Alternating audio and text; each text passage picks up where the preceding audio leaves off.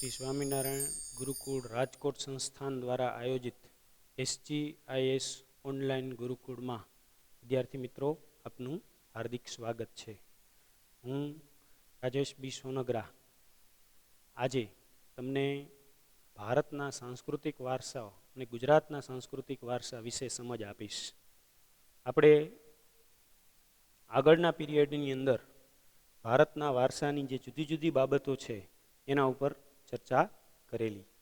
તો એમાં સૌથી પહેલાં આપણે જોયેલું કે ભારતનું સ્થાન ક્યાં આવેલું છે, સંસ્કૃતિ એટલે શું, પ્રાકૃતિક બાબતોની અંદર કઈ કઈ બાબતોનો સમાવેશ થાય, એ તમામ બાબતોની ચર્ચા આપણે કરી. એની અંદરથી મેં તમને થોડું હોમવર્ક પણ આપેલું. એ હોમવર્ક તમે બધાએ કર્યું હશે. તો આ પાઠની અંદરથી 2 માર્કના પ્રશ્નો જે છે એ વધારે પૂછાય છે, એટલે એની ચર્ચા આપણે વધારે કરતા જશું. હવે અત્યારે આપણે જે ચર્ચા કરવાની છે એ છે ભારતનો સાંસ્કૃતિક વારસો. આપણે વારસાના મુખ્ય 2 પ્રકાર જોયા હતા, પ્રાકૃતિક વારસો અને સાંસ્કૃતિક વારસો. પ્રાકૃતિક વારસાની અંદર આપણે જોયું હતું કે પ્રાકૃતિક વારસો જે છે એ આપણને કુદરતી રીતે મળેલી અમૂલ્ય ભેટ છે. મતલબ કે આપણી આસપાસ પ્રકૃતિએ જે કંઈ પણ નવું સર્જન કર્યું, આપણને જે આપ્યું, એ તમામ બાબતોનો સમાવેશ આપણે પ્રાકૃતિક વારસામાં જોયો. ત્યાર પછી હવે આપણે સાંસ્કૃતિક વારસાની ચર્ચા કરશું.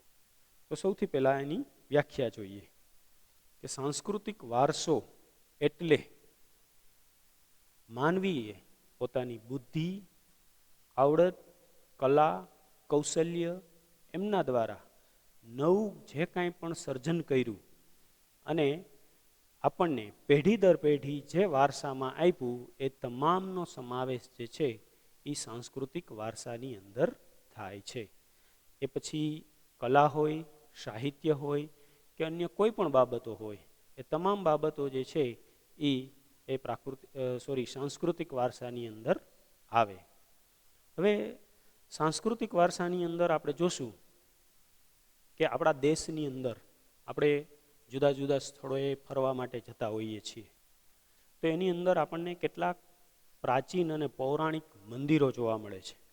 તો એ મંદિરો, ત્યાર પછી મહેલો, મકબરાઓ તમે જોશો કે દિલ્હીની અંદર હુમાયુનો મકબરો આવેલો છે, આગ્રાની અંદર તમે જશો તો તાજમહેલ આવેલો છે. તો આ બધાનો સમાવેશ જે છે એ મકબરાની અંદર થાય. ત્યાર પછી મિનારા, તો દાખલા તરીકે અમદાવાદની અંદર આવેલો છે એ મિનારો, ઝૂલતો મિનારો. આવી રીતે જુદા જુદા જે કંઈ પણ સ્થાપત્યો છે વિવિધ પ્રકારના, એ તમામનો સમાવેશ જે છે એ સાંસ્કૃતિક વારસાની અંદર થાય. માત્ર સ્થાપત્યો જેમ કે તળાવો છે અથવા તો જુદા જુદા પ્રકારના કૂવાઓ છે, જેમ કે અડીકડી નવઘણ કૂવો, તો એ પણ સ્થાપત્ય જ ગણાય. એનો સમાવેશ જે છે એ પણ આપણા સાંસ્કૃતિક વારસાની અંદર જ થાય. એ ઉપરાંત આપણા જે કંઈ પણ એવા સ્થળો છે કે જેમણે ભારતના લોકોને સ્વતંત્રતા અપાવવામાં મહત્વપૂર્ણ ભૂમિકા ભજવી હોય અને એની સાથે ઇતિહાસનો સંબંધ હોય, તો એ જે છે એનો સમાવેશ જે છે એ પણ સાંસ્કૃતિક વારસાની અંદર થાય. દાખલા તરીકે અમૃતસરની અંદર આવેલ જલિયાવાલા બાગ, એવી રીતે દાંડી. તો આ બધા એવા ઐતિહાસિક સ્થળો છે કે જેમણે ભારતના લોકોને સ્વતંત્રતા અપાવવાની અંદર પોતાની મુખ્ય અને મહત્વની ભૂમિકા ભજવેલી. તો આ બધી બાબતો જે છે એનો સમાવેશ સાંસ્કૃતિક વારસાની અંદર થાય. તો આ થઈ સાંસ્કૃતિક વારસાની વ્યાખ્યા અને તેમાં સમાવેશ થતી બાબતોની. હવે અહીંયા બીજી મહત્વપૂર્ણ ચર્ચા કરવાની કે ભાઈ આ સાંસ્કૃતિક વારસાનો ઉદ્ભવ કઈ રીતે થયો. તો મિત્રો, જ્યારથી માણસ આદિમાનવનો ઉદ્ભવ થયો ત્યાંથી શરૂ કરી અને વર્તમાન સમયની અંદર એમણે પોતાનો જે વિકાસ કર્યો, એમના માટે જે નવું નવું સર્જન કર્યું, એ તમામ બાબતો જે છે એ સાંસ્કૃતિક વારસાની અંદર આવે. તો કોણે ફાળો આપ્યો મહત્વનો? તો તમે જોશો કે આપણે ત્યાં સૌથી પ્રાચીન સંસ્કૃતિ કઈ? તો કે સિંધુ ખીણની સંસ્કૃતિ. એ સિંધુ ખીણની સભ્યતાનો ઉદ્ભવ થયો. ત્યાર પછી ધીરે ધીરે થતાં ભારતની અંદર આર્ય પ્રજાનો ઉદ્ભવ થયો. ત્યાર પછી જુદા જુદા પ્રકારની વિદેશી પ્રજાઓ જે છે એ ભારતની અંદર આવી અને વૈસી, જેમ કે શક, હુણ, આ બધી જે પ્રજાઓ છે, ગ્રીક, આ બધી પ્રજાઓ ભારતની અંદર વિદેશમાંથી આવી અને ભારતની અંદર વસી ગઈ. મધ્યયુગની અંદર તમે જોશો તો જેમ કે મુઘલો, આરબો, તુર્કો, આધુનિક યુગની અંદર અંગ્રેજો, ફ્રેન્ચો, ડચ, આ બધા જે લોકો જે છે એ પોર્ટુગીઝો એ ભારતની અંદર આવ્યા અને વૈસા. આ બધાએ જે કંઈ પણ નવું નવું સર્જન કર્યું અથવા તો જે જ્ઞાન, જે સાહિત્ય, જે કાંઈ પણ નૃત્ય, જે કાંઈ પણ સંગીત, જે કાંઈ પણ સારી સારી બાબતો હતી, જે કાંઈ પણ સ્થાપત્યો એ આપણને આપ્યા, એ તમામનો સમાવેશ જે છે એ આપણે સાંસ્કૃતિક વારસાની અંદર કરી શકીએ. હવે આપણે અહીંયા જે છે એ ભારતના સાંસ્કૃતિક વારસાની ચર્ચા કરી રહ્યા છીએ, ત્યારે ભારતના સાંસ્કૃતિક વારસાની અંદર આપણે જોઈએ તો સૌથી પહેલાં સિંધુ ખીણના લોકો ભારતની અંદર આવ્યા. તો સિંધુ ખીણના સમયની અંદર, એટલે કે સિંધુ ખીણની સંસ્કૃતિનો ઉદ્ભવ થયો. તો સિંધુ ખીણના સમયની અંદર આપણને જે કાંઈ પણ ખોદકામ એટલે કે ઉત્ખનન કરતા જે કાંઈ પણ જુદી જુદા સ્થળોએથી જુદી જુદી વસ્તુઓ મળે, તમે જુદા જુદા મ્યુઝિયમોની અંદર જશો તો આપણને આ અવશેષો છે એની અંદર રાખેલા જોવા મળે છે. જેમ કે જુદા જુદા પ્રકારના રમકડા, દાઢીવાળો પુરુષ, તો આ બધી જે છે એ આપણો સાંસ્કૃતિક વારસો છે. એવી રીતે મૌર્ય યુગની અંદર ઊંધા કમળની અંદર વૃષભની પ્રતિમા, ભગવાન બુદ્ધની પ્રતિમા, સારનાથનો સ્તંભ, આપણે જોઈએ છીએ કે આપણી રાષ્ટ્રીય મુદ્રાની અંદર આપણે જે 4 સિંહોની પ્રકૃતિવાળો જે મુદ્રા જે છે એનો સમાવેશ કર્યો છે, તો એ પણ ભારતનો સાંસ્કૃતિક વારસો છે. તો આવી રીતે જુદી જુદી જગ્યાએથી જે કાંઈ પણ વસ્તુઓ આપણને પ્રાપ્ત થાય છે એ તમામનો સમાવેશ જે છે એ આપણે એની અંદર કરીએ છીએ. આ ઉપરાંત તમે જોશો કે જૈન ધર્મની અંદર જુદા જુદા સમયે ઉદ્ભવેલા જે ઉપાશ્રયો છે, આ ઉપરાંત એમના જે ધાર્મિક સ્થળો છે, એમની આસપાસ જે જુદા જુદા તીર્થંકરો જે છે એ તીર્થંકરોની પ્રતિમાઓ, આપણે જેમ હિન્દુ ધર્મની અંદર તમે જોશો કે હિન્દુ ધર્મની અંદર ભગવાન વિષ્ણુના જુદા જુદા જે અવતારો છે એ અવતારોને આપણે જોઈએ છીએ કે ભાઈ ભગવાન શ્રી કૃષ્ણ છે એ એમનો 8મો અવતાર છે, એવી રીતે ભગવાન રામ છે, નૃસિંહ અવતાર છે, તો આવા જુદા જુદા અવતારો છે. એવી રીતે તમે જોશો કે જૈન ધર્મની અંદર એવું કહેવામાં આવે છે કે એની અંદર આવા 24 તીર્થંકરો થઈ ગયા છે. એમાં મહાવીર સ્વામી જે છે એ એમના 24મા તીર્થંકર છે. તો એ જે તમે જે કંઈ પણ જૈન મંદિરોની મુલાકાત લેશો તો એની અંદર જે છે એ તમને આ તીર્થંકરોની વિવિધ પ્રકારની પ્રતિમાઓ જે છે એની અંદર જોવા મળશે. તો આ જે છે એ પ્રતિમાઓ જે છે એ પણ સાંસ્કૃતિક વારસાનો એ ભાગ છે.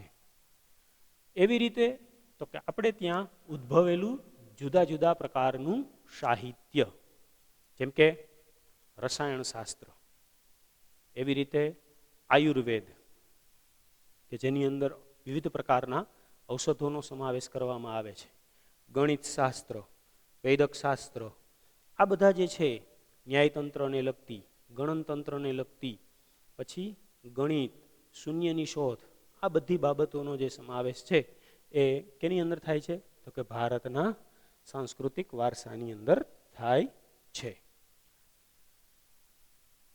હવે આપણે ચર્ચા કરશું ગુજરાતનો સાંસ્કૃતિક વારસો. મિત્રો, આને મેં અહીંયા 4 ભાગમાં ડિવાઈડ કરી દીધા છે. આ પ્રશ્ન જે છે એ ઘણીવાર 3 માર્કની અંદર પણ પૂછાઈ જાય છે, એટલે એને તમારે જુદા જુદા ભાગ પાડી અને એને પ્રશ્ન તૈયાર કરવાનો મુદ્દા બનાવીને. તો એમાં સૌથી પહેલાં પ્રાચીન સંસ્કૃતિના સ્થળો. તો ભારતની પ્રાચીન સંસ્કૃતિ એટલે કઈ? તો કે સિંધુ ખીણની સંસ્કૃતિ. તો સિંધુ ખીણની સંસ્કૃતિના લગતા સ્થળો ગુજરાતની અંદર ક્યાં ક્યાં આવેલા છે એ આપણે જોવાનું. તો દાખલા તરીકે લોથલ અમદાવાદની બાજુમાં આવેલ છે, એવી રીતે રંગપુર, રોજડી, આવા જુદા જુદા પ્રકારના જે સ્થળો છે એ ભારતના એ સાંસ્કૃતિક વારસાના સ્થળો છે, જે ગુજરાતની અંદર આવેલા છે. ત્યાર પછી પ્રાચીન ઐતિહાસિક સ્થળો, તો એમાં જોશો તમે તો અહીંથી સૌરાષ્ટ્રની અંદર જોશો, ગુજરાતની અંદર જૂનાગઢમાં અશોકનો શિલાલેખ. ત્યાર પછી ત્યાં જૂનાગઢની અંદર આવેલો મોહબ્બત ખાનનો મકબરો. તો આ જે છે એ સૌરાષ્ટ્રના છે. એવી જ રીતે અમદાવાદ જશો તો અમદાવાદની અંદર સીધી સૈયદની જાળી, ઝુલતા મિનારા, ત્યાર પછી હઠીસિંહના દેરાઓ, પછી સરખેજનો રોજો, રાણી સિપરીની મસ્જિદ, આવા જુદા જુદા પ્રકારના સ્થળો અમદાવાદની અંદર આવેલા છે. વડનગરનું કીર્તિ તોરણ, એનો સમાવેશ જે છે એ પણ આની અંદર થાય. એવી રીતે તમે પાટણ જશો તો પાટણની અંદર સહસ્ત્રલિંગ તળાવ, ત્યાર પછી રાણીની વાવ. આ જે છે એ પણ જુદા જુદા પ્રાચીન ભારતીય ઐતિહાસિક સ્થળો છે કે જેનું વારસાનું મહત્વ સ્વીકારી અને આંતરરાષ્ટ્રીય સંસ્થા કે જે યુનેસ્કો એ ભારતના વિશ્વ વારસાના સ્થળોની યાદી બનાવે છે. એવા યાદીના સ્થળો જે છે એની અંદર આ બધી બાબતોનો સમાવેશ કરવામાં આવ્યો છે. તો આ બધા જે છે એ પ્રાચીન ભારતના વારસાના સ્થળો જે છે એનો સમાવેશ થાય છે. એવી રીતે નવસારીની અંદર પારસીની અગિયારી. ત્યાર પછી જે છે એ આપણે ચર્ચા કરશું ધાર્મિક મહત્વ ધરાવતા સ્થળો. તો મિત્રો ગુજરાતની અંદર એવા ઘણા બધા સ્થળો છે કે જેમનું ધાર્મિક મહત્વ જે છે એ ખૂબ જ વિશેષ છે. દાખલા તરીકે આપણે દ્વારકાથી શરૂ કરીએ તો દ્વારકાની અંદર જોશું તો દ્વારકામાં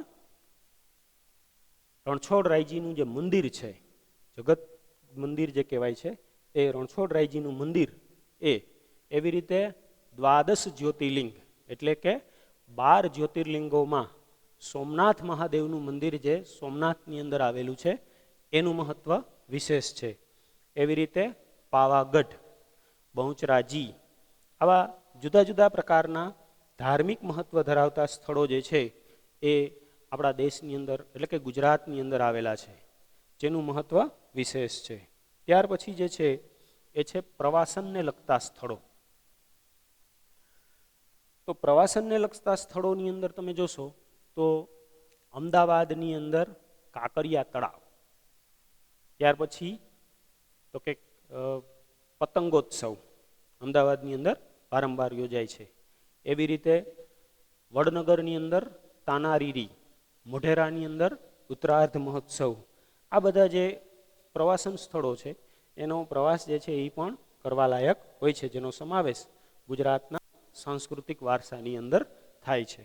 તો આ રીતે ગુજરાતના સાંસ્કૃતિક વારસાને તમે 4 ભાગમાં વિભાજિત કરી અને ત્યાર પછી જે છે એ તમે એને તમારી સામે મતલબ કે પ્રશ્નની અંદર રજૂ કરી શકો છો. હવે અહીંયા આપણને ગુજરાતના જુદા જુદા મેળાઓની યાદી તમને પાઠ્યપુસ્તકની અંદર આપેલી છે. મિત્રો આમ તો 1 માર્કની અંદર બહુ એનું વિશેષ મહત્વ નથી, પણ છતાં ક્યારેક એ જુદા જુદા 1 માર્કના પ્રશ્નોની અંદર એ પૂછાય છે તો હું તમારી સમક્ષ એ યાદી જે છે એ રજૂ કરું છું. જેમ કે મોઢેરાનો મેળો કે જે મોઢેરા મહેસાણાની અંદર શ્રાવણ વદ અને અમાસના દિવસે યોજાય છે. મોઢેરા એટલે મહેસાણાની અંદર આવેલું છે કે જ્યાં મોઢેરાનું મંદિર જે છે એ ખૂબ જ પ્રખ્યાત છે, મોઢેરાનું સૂર્ય મંદિર. એવી રીતે બહુચરાજીનો મેળો જે બહુચરાજી મહેસાણાની અંદર એ ચૈત્ર સુદની અંદર ભરાય છે. શામળાજીનો કાળિયા ઠાકોરનો મેળો કે જે શામળાજીની અંદર અરવલ્લી જિલ્લાની અંદર યોજાય છે, જે કારતક સુદ 11 અને પૂનમના દિવસે યોજાય છે. એવી જ રીતે ભવનાથનો મેળો કે જે ગિરનાર જૂનાગઢની અંદર યોજાય છે, મહાવદ નોમથી બારસના રોજ. એવી રીતે તરણેતરનો મેળો કે જે તરણેતર સુરેન્દ્રનગરની અંદર યોજાય છે, ભાદરવા સુદ ચોથથી છઠના દિવસે. ભાડિયાદનો મેળો કે જે ભાડિયાદ અમદાવાદની અંદર એ રજબ માસની તારીખ 9, 10 અને 11. અહીંયા તમને એક પ્રશ્ન થશે કે સાહેબ રજબ માસ એટલે શું?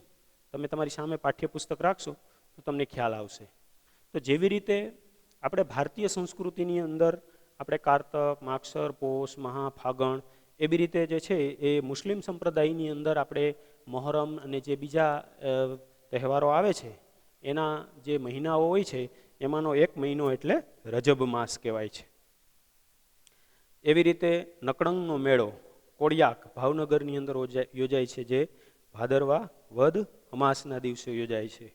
એવી રીતે માધવપુરનો મેળો, માધવપુર કે જે પોરબંદર જિલ્લાની અંદર આવેલું છે, જે ચૈત્ર સુદ નોમથી તેરસ, શેના માટે પ્રખ્યાત છે આ માધવપુરનો મેળો, કોઈને યાદ છે? ભગવાન શ્રી કૃષ્ણ જે છે એમના જે છે એ વિવાહને લગતો આ મેળો જે છે એ ગણાય છે. ત્યાર પછી વૈઠાનો મેળો ધોળકા અમદાવાદની અંદર કારતક સુદ અને પૂનમના દિવસે યોજાય છે. વૈઠાનો મેળો શેના માટે પ્રખ્યાત છે, કોઈને ખબર છે? ત્યાં જે છે એ સૌથી મોટી પ્રાણીઓની ખરીદ વેચાણ થાય છે, એમાં પણ ખાસ કરીને ગધેડાઓનું.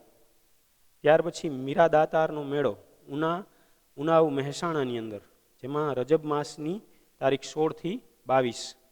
ત્યાર પછી ડાંગ દરબારનો મેળો આહવા ડાંગ ફાગડ સુદ અને પૂનમ. મિત્રો, આ ડાંગ દરબારનો મેળો જે છે એ પણ ખાસ વિશેષ છે. કઈ રીતે વિશેષ છે? તો કે આદિવાસી સમાજ જે છે એમને સરકાર એક વિશેષ માન્યતા આપે છે. તો આ ડાંગ દરબારના મેળાની અંદર આદિવાસીઓના પરંપરાગત વંશ પરંપરાગત જે રાજા છે એમના દ્વારા આ મેળાનું આયોજન થાય છે, અને એમાં એમનું એ મહત્વ સ્વીકારવામાં આવ્યું છે. ત્યાર પછી ગોળ ગધેડાનો મેળો કે જે ગરબાડા દાહોદ હોળી પછીના પાંચમા કે સાતમા દિવસે યોજાય છે.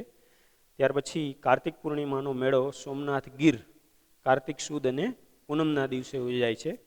અને ભાંગુરિયાનો મેળો કૌવાટ છોટા ઉદેપુર એની અંદર એ હોળીથી રંગપંચમી સુધી એ યોજાય છે. તો આવા વિવિધ પ્રકારના જે મેળાઓનું આયોજન એ આપણા દેશની અંદર થાય છે, એ મેળાઓની યાદી મેં તમને તમારી સમક્ષ રજૂ કરી. અહીંયા આ જે છે એ કાં તો તમારે વિકલ્પ માટે અથવા 1 માર્કના પ્રશ્ન માટે આ મેળાઓની યાદી જે છે એ તમારે તૈયાર કરવાની રહેશે. ત્યાર પછીનો મુદ્દો મિત્રો આવે છે ભારત ભૂમિ અને લોકો. મિત્રો, જ્યારે આપણે આપણા ઇતિહાસનો અભ્યાસ કરીએ છીએ ત્યારે આપણે જાણીએ છીએ કે કાં તો આપણને ક્યાંક એવું જાણવા મળે કે ભાઈ સિંધુ ખીણની સંસ્કૃતિ, અથવા તો ક્યાંક આપણને આર્યો અનાર્યો આ બધા લોકો વિશે જાણકારી મળે છે. પણ મિત્રો, આપણો જે ઇતિહાસ છે એ ઇતિહાસ તપાસતા અને જુદા જુદા પ્રકારની જે નૃવંશ શાસ્ત્રની શોધ છે, એ નૃવંશ શાસ્ત્રની શોધ અને કેટલીક ભાષાકીય શોધ એમના દ્વારા એવી જાણકારી મળી છે મિત્રો કે આપણા દેશની અંદર સિંધુ ખીણની સંસ્કૃતિ કે જ્યાં વસવાટ કરતા હતા દ્રવિડો, એ લોકો પહેલાં પણ બીજી 6 જેટલી પ્રજાતિઓ ભારતની અંદર વસવાટ કરતી હતી. તો એ બીજી જે 6 જેટલી પ્રજાતિઓ વસવાટ કરતી હતી એનો આપણે અહીંયા અભ્યાસ કરવાનો છે. સૌથી પહેલાં અહીંયા 2 શબ્દો મારે તમને સમજાવવાના. એક નૃવંશ શાસ્ત્ર. નૃવંશ શાસ્ત્ર એટલે શું? તો કે વિજ્ઞાનની અંદર તમે જે છે એ DNA શબ્દ સાંભળ્યો હશે કે જે પેઢી દર પેઢી આ વ્યક્તિ કયા પેઢીનો વારસાગત વ્યક્તિ છે એની જાણકારી આપણને શેના દ્વારા મળે? DNA દ્વારા. તો એ DNAની શોધ અને ભાષાઓની અંદર જે શબ્દોનો ઉપયોગ થાય એ શબ્દોના ઉપયોગ દ્વારા જે છે એ આપણને ભારતની અંદર વસતી એ જુદી જુદી જે પ્રજાતિઓ છે એ ક્યાંથી આવી, કેવી રીતે એનો ઉદ્ભવ અને વિકાસ થયો, આ બધી જે ચર્ચા જે છે એ આપણે એની અંદર કરવાની છે. તો એ ચર્ચા જે છે એ આપણે નેક્સ્ટ પીરિયડની અંદર કરશું. પરંતુ આજે મેં જે તમારી સામે ચર્ચા કરી એની અંદરથી જે પૂછી શકાય તેવા 2 પ્રશ્નો જે છે એ હું તમને હોમવર્કની અંદર આપું. તો સૌથી પહેલો પ્રશ્ન છે કે સાંસ્કૃતિક વારસો એટલે શું? તેમાં કઈ કઈ બાબતોનો સમાવેશ થાય છે? જે 2 માર્કની અંદર પૂછાય. પછી બીજો પ્રશ્ન છે ગુજરાતનો સાંસ્કૃતિક વારસો. તો તમારી આસપાસ ગુજરાતના જે સાંસ્કૃતિક વારસાના સ્થળો આવેલા હોય એને તમારે 4 ભાગમાં વિભાજિત કરી દેવાના અને એ તમારી પ્રશ્નની અંદર તમે રજૂ કરી શકો. અને આ 2 પ્રશ્નો જે છે એ આની અંદર મુખ્ય છે કે જે તમારે નેક્સ્ટ પીરિયડની અંદર હોમવર્કમાં કરી લાવવાના છે. તો અહીંયા જે છે એ આપણો પીરિયડ પૂરો થાય છે. જય સ્વામિનારાયણ.